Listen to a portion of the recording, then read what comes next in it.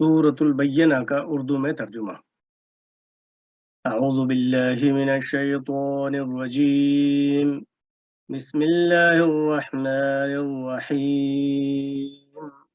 لم يكن الذين كفروا من أهل الكتاب والمشركين منفكين حتى تأتيهم البينة۔ اہل کتاب میں سے کافر اور مشرک لوگ باز آنے والے نہیں تھے جب تک کہ ان کے پاس کھلی دلیل آئے۔ کھلی دلیل کیا ہے؟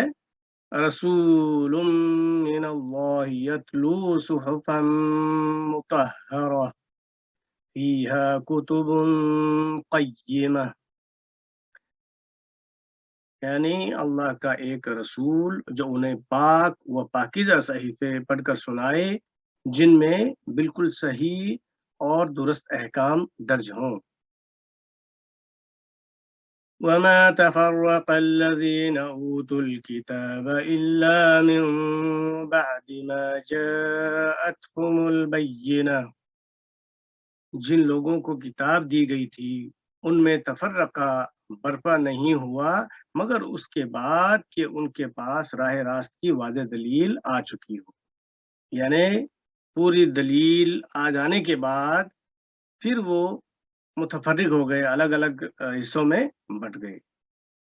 وَمَا أُمِرُوا إِلَّا لِيَعْبُدُوا اللَّهَ مُخْلِصِينَ لَهُ الدِّينَ حُنَفَاءَ وَيُقِيمُوا الصَّلَاةَ وَيُؤْتُوا الزَّكَاةَ وَذَلِكَ دِينُ الْقَيِّمَةِ، اور ان کو اس کے سوا کوئی حکم نہیں دیا گیا تھا کہ صرف اللہ کی بندگی کریں اور اپنے دین کو اس اللہ کے لیے خالص کر لیں بالکل یکسو ہو کے، اور نماز قائم کریں اور زکوٰۃ دیتے رہیں، یہی نہایت صحیح اور درست دین ہے۔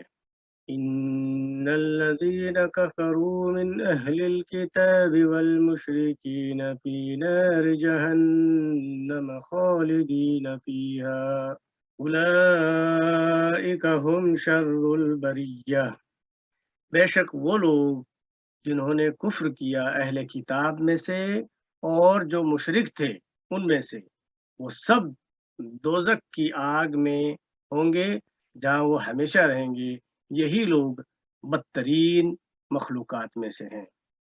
یعنی جن کو کتاب دی گئی وہ اس کتاب کو جن لوگوں نے نہیں مانا اور جنہوں نے اللہ کے ساتھ کسی اور کو شریک کیا، وہ سب بدترین مخلوقات ہیں۔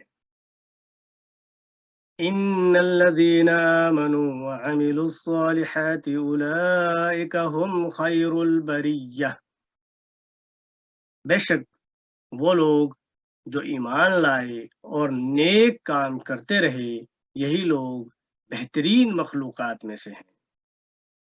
جزاؤهم عند ربهم جنات عدن تجري من تحتها الأنهار خالدين فيها أبدا رضي الله عنهم ورضوا عنه ذلك لمن خشي ربه، ان کا بدلہ ان کے رب کے پاس ہمیشگی والی جنتیں ہوں گی جن کے نیچے نہریں بہہ رہی ہوں گی، جن میں وہ ہمیشہ ہمیش رہیں گے۔